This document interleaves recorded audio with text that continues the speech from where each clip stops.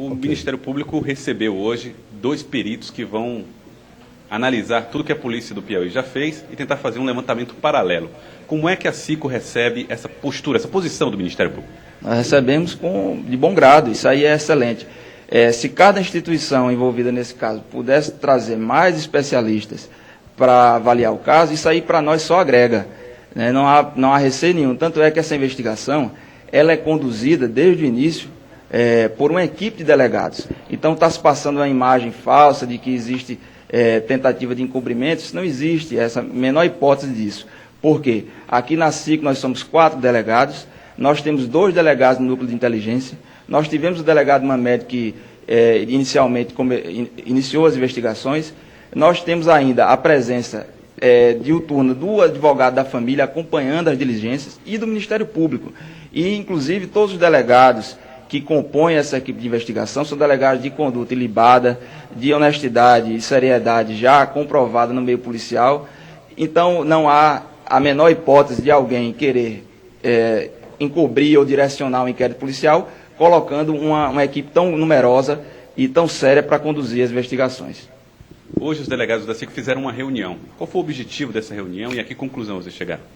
Nós nos reunimos diariamente, então, porque como é um trabalho feito em conjunto, então cada diligência que um delegado com sua equipe faz, ele sempre comunica aos demais para que todos tenham um panorama geral da investigação.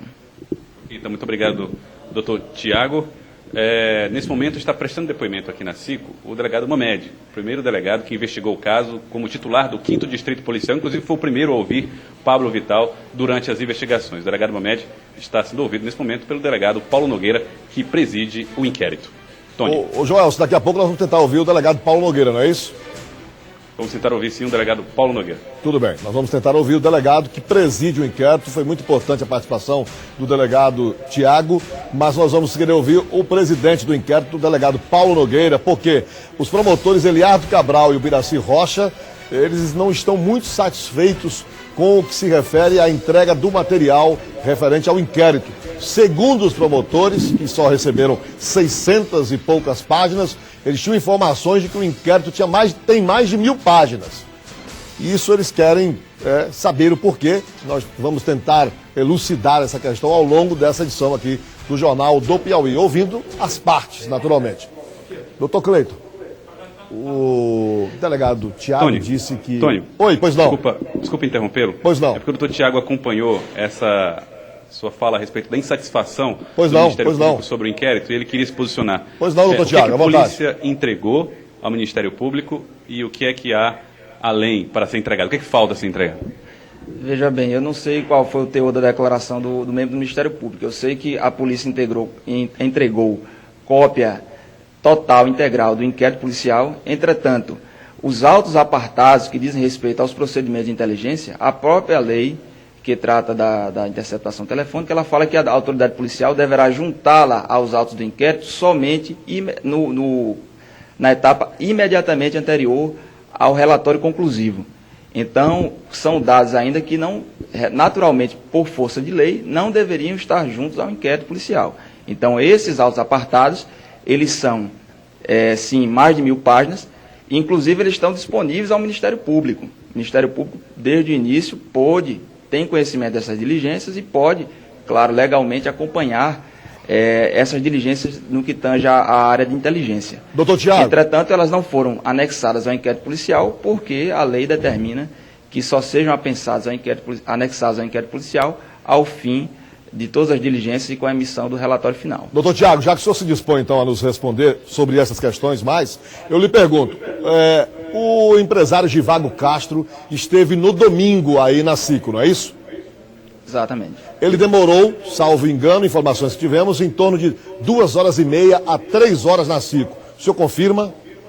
Eu não posso te falar sobre horário, porque eu estive aqui no domingo também, estive trabalhando e eu não sei quantas horas ele demorou na SICO. Eu sei que ele esteve na SICO, o delegado Paulo o convocou para complementar o depoimento que ele já havia prestado inicialmente. Pois bem, os promotores Eliardo Cabral e o Biraci Rocha disseram que só receberam 12 linhas do depoimento do empresário Givago Castro. A pergunta é, foi somente isso que a polícia colheu com o empresário Givago Castro no domingo? Veja bem, o depoimento, como eu havia afirmado, o depoimento dele no domingo foi complementar. Ele já havia prestado um depoimento anteriormente, esse depoimento anterior é bem maior do que 12 linhas, e o delegado Paulo viu a necessidade de complementar algumas perguntas que haviam sido feitas. Então isso é natural no inquérito policial, às vezes uma mesma testemunha ou o mesmo indiciado, ele diversas vezes comparece para complementar aquilo que foi dito inicialmente. Então, é claro que no depoimento complementar, você não vai precisar reproduzir toda a narrativa, você vai apenas focar naquelas perguntas que o delegado entendeu que não foram feitas inicialmente, por qualquer motivo, e que agora precisam ser feitas. Isso aí não há irregularidade nenhuma. Eu acredito que quando o Ministério Público lê todo o inquérito policial, vai ver que tem mais do que 12 linhas. Ok, Está na lista de suspeitos da polícia? Veja, a lista de suspeitos da polícia, desde o começo, ela é ampla, como eu havia lhe dito. Inclusive, para elucidar tirar qualquer tipo de dúvida, o Givago, ele forneceu também material genético, juntamente com as outras pessoas, para comparação com o material da cena do crime.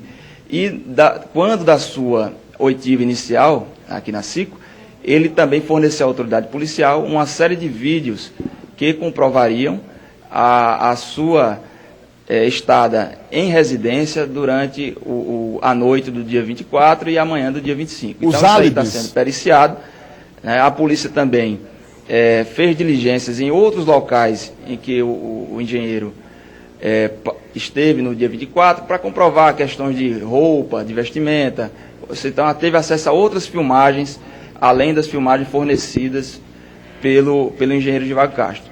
Então não há nenhum, da parte da polícia, interesse de omitir qualquer tipo de diligência para investigar quem quer que seja. Então, se houver qualquer indício, qualquer elemento que leve, nós vamos investigar essas pessoas e desde o começo nós estamos trabalhando com pluralidade de suspeitos. Ok. Então, Ok. Tony, são as Obrigado. informações aqui da SICO. Voltamos ao estúdio. Obrigado, Joelson. Obrigado, delegado Tiago, mais uma vez pela sua atenção. Obrigado a todos os delegados da Comissão de Combate ao Crime Organizado, de Investigação do Crime Organizado, que tem tido uma presteza, naturalmente, com a imprensa, que está cumprindo o seu papel aqui, buscando respostas que são cobradas pela população, pela sociedade piauiense, que não cansa. Aqui estão, olha, dezenas de perguntas que chegam e não param, ao longo do programa inteiro é assim. Nós continuamos a nossa conversa com o Dr. Cleiton Cunha, que é advogado do Pablo. Dr. Cleiton, o delegado Tiago disse que Pablo acrescentou informações nos depoimentos seguintes ao primeiro, que não teria dito lá no começo, porque queria preservar a imagem de Fernanda.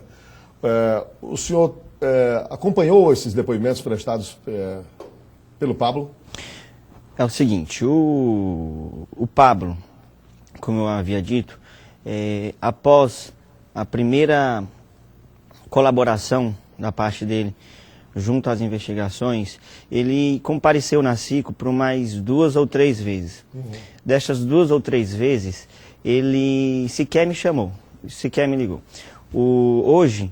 E o senhor atribui isso a uma tranquilidade? A tranquilidade absoluta. Inclusive, por diversas vezes eu recebi ligações de jornalistas perguntando se eu era o advogado do Pablo. E todas elas eu respondia que não, o Pablo ainda não constitui um advogado. No dia do primeiro depoimento do Pablo, eu fui chamado por amigos em comum que tenho com ele para acompanhá-lo, porque fiquei sabendo que ele tinha sido namorado de Fernanda, estive lá e acompanhei. De lá para cá eu conversei com ele e disse: Pablo, se você achar por bem preservar a sua imagem, que está sendo um pouco aviltada, porque até então ele era o único suspeito, sim, entre aspas, porque o viés do crime passional estava muito forte. Eu disse: abstenha-se de conceder entrevista, você vai estar preservando sua imagem e você vai estar preservando também as investigações, porque vai ajudar a polícia a observar outras questões, a estudar outras possibilidades. Assim ele procedeu, até mais ou menos alguns dias atrás, quando ele concedeu pela primeira vez uma entrevista a um programa de televisão, por telefone. Então, ele compareceu na SICO por 2 ou 3 vezes, eu não acompanhei. Ontem, eu fiquei sabendo que ele estava na SICO através de uma nota que eu vi em um site, onde informava que o Pablo se encontrava detido na SICO. Peguei o telefone, liguei para o celular dele, vi que estava na caixa postal, estava desligado. Me preocupei e fui até a SICO. Lá estava ele prestando depoimento. Quando eu cheguei lá, que me anunciaram que estava lá, perguntaram para ele se ele queria que eu entrasse. Ele falou, não, talvez não seja necessário. Mas o doutor Tiago, mesmo que acabou de conceder essa entrevista, ele me convidou, não, vamos, acompanhe. Acompanhei o final do depoimento. O que consta, Tony, de informações novas, são fatos que talvez não tão relevantes, que já é de ciência dos dois promotores que estão acompanhando o caso. É uma bobagem que se refere a um relacionamento da Fernanda antes do namoro do Pablo, que ele, na preocupação de que ficassem as investigações focadas tão somente na possibilidade do suicídio, ele não conformado, ele procurou a família da Fernanda e suscitou esse caso de um relacionamento anterior ao deles, se não seria isso, e a família achou que também não, mas mesmo assim foi até o delegado, o Dr. Paulo Nogueira tomou o depoimento, e investigaram essa situação e viu que não era nada relevante, era uma bobagem. E ontem, inclusive, quando ele foi convidado para ir à SICO para prestar novos esclarecimentos, era tão somente para consignar nos autos esse fato, já que havia sido suscitado, havia sido afetado pelo Pablo. Por que o computador não foi entregue diretamente? Assim, olha, Pablo, você tem um notebook, entrega pra gente. Por que toda essa formalidade de busca e apreensão do notebook? Não, mas é até por questão de respeito ao que diz, ao que está preconizado no nosso regramento jurídico. Não pode, talvez nem teria a força probante que tem, sendo através de um pedido ao judiciário, o judiciário determinando, porque dá uma transparência de legalidade ao ato. Sei, não viciaria o ato da polícia em solicitando ele entregando, sem ter sido pelo judiciário, que depois poderia até ser contestado ou levantada a hipótese que os delegados assim fizeram arbitrariamente. Bom, o senhor entende que o seu cliente foi exposto demasiadamente? O senhor acha que ele tem a imagem prejudicada? O senhor pretende tomar alguma providência nesse sentido? Não, de modo algum. A intenção de tomar alguma providência, não. Eu entendo, inclusive, o próprio Pablo e sua família entende que o que aconteceu desde o começo das investigações, onde ele foi apontado como um dos principais suspeitos, é natural. Porque, Tony, imagine você, um caso que acaba de ser descoberto. Havia um relacionamento, um caso, inclusive, inexplicável, uma menina alegre, feliz, de uma alegria retumbante, e, de repente, amanhece morta naquelas condições. No dia anterior, soube-se que esteve com ela o ex-namorado. Era natural a investigação, partir de um princípio, primeiro, de homicídio. Sim. Primeiro, a qualidade do crime, a espécie ter sido um homicídio, e, logicamente, a investigação do viés passional. É natural. Ele foi ouvido, foi salutar, foi importantíssimo para as investigações, e se não tivesse sido assim feito, talvez estaria até prejudicado. O processo de investigação. A investigação como toda. Como um todo. Doutor Cleiton, muito obrigado pela sua vinda, pela sua atenção, disposição em vir. O Pablo, por orientação sua, não deverá conceder entrevistas. É assim que o senhor tem orientado? No momento não é interessante, tanto para ele, que vincula muito a imagem dele, quanto para a própria investigação. O inquérito policial ele precisa de um determinado sigilo e está tendo. Eu até compreendo a forma que vem trabalhando os delegados. É necessário porque às vezes eles estão em algumas diligências, estão dando prioridade para algumas diligências que necessitam ser mantidas em segredo e que se tiver uma publicidade extrema dos atos, acaba viciando, acaba colocando em risco essas diligências que são importantes para o desenrolar e para o clareamento dos fatos. Obrigado pela sua vinda, doutor Cleiton. Muito obrigado, boa tarde.